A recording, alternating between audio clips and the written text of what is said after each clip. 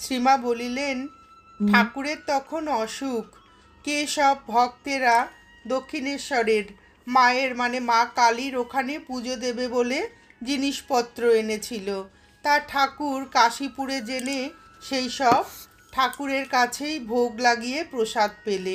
ঠাকুর বলতে লাগলেন, দেখেছ কি অন্যায় করলে, জগদম্বার জন্য এনে এখানেই সব দিয়ে দিলে। আমি তো ভয়ে মরি, ভাবি এই ঠাকুরের অসুখ, কি জানি কি হবে। এ কি বাপু, ওরা এমন কেন করলেন?